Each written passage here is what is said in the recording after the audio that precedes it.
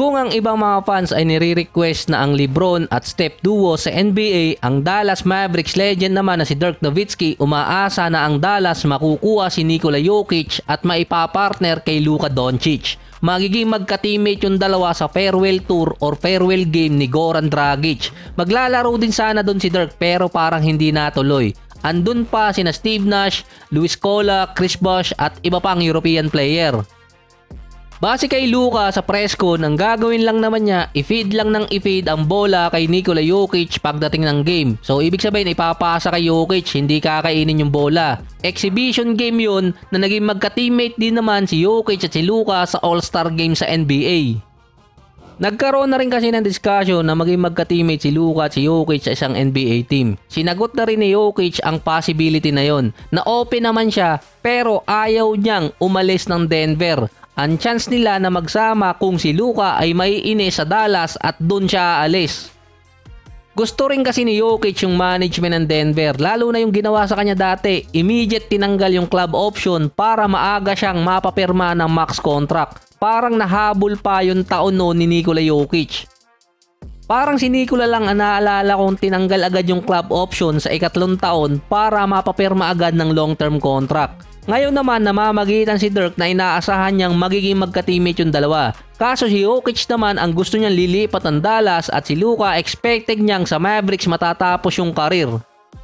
Malaking factor kasi doon na magkaibigan yung dalawang player.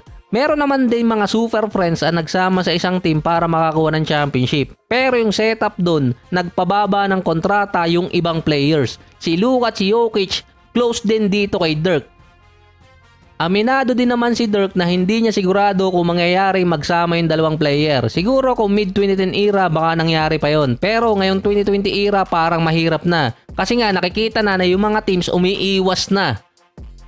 So ito kasi yung reason doon kung bakit imposible magsama yung dalawang player sa next 4 years. Posible lang to kung sakaling matatapos na yung career ni Luka or kaya ni Nikola Jokic.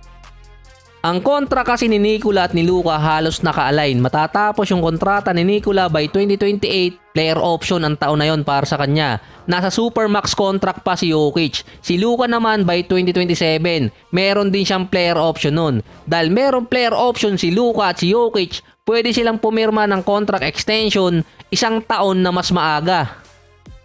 Ito kasi yung ginagawa ng mga teams para makatipid at makasecure ng player dahil papatungan lang nila yung player option. Maalin man sa dalawang player ang maunang pumirma ng contract extension, papatak yun ng nasa $346 million sa 5 taon. Kahit ibaba yun ng 3 taon, papatak pa rin ng mahigit $220 million.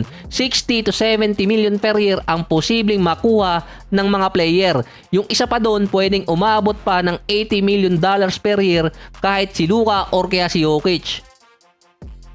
So ito kasi yan, 2025 posibleng si Luka ang maging highest paid player sa history. Sa 2026 naman aagawin ni Jokic yun na siya ang magiging highest paid. 1 year na mas maaga sa kanilang contract year yun. Kapag na-extend ng 1 taon ang pagpirma pa ni Jokic or ni Luka, lalo pang tataas yung kontrata.